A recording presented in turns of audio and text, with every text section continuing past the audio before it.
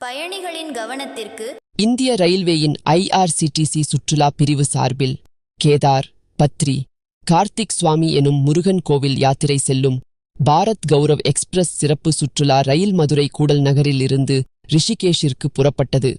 இப்பயணம் திண்டுக்கல், திருச்சி, விழுப்புரம், சென்னை வழியாக நாளை காலை 7:10க்கு ரிஷிகேஷ் சென்றடைகிறது.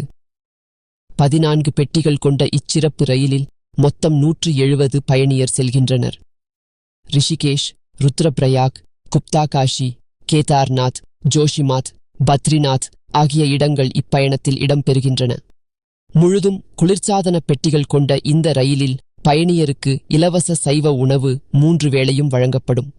இந்தியன் ரயில்வே தென்மண்டல குழு பொது மேலாளர் ராஜலிங்கம் பாசு கூறும்போது, IRCTC மற்றும் உத்தரகண்ட் மாநில சுற்றுலா வாரியம் இணைந்து இந்த சிறப்பு ரயில் ஏற்பாடு செய்யப்பட்டுள்ளது. மதுரையில் இருந்து 70 பேர் இப்பயணத்தில் பங்கேற்கின்றனர் என்றார்.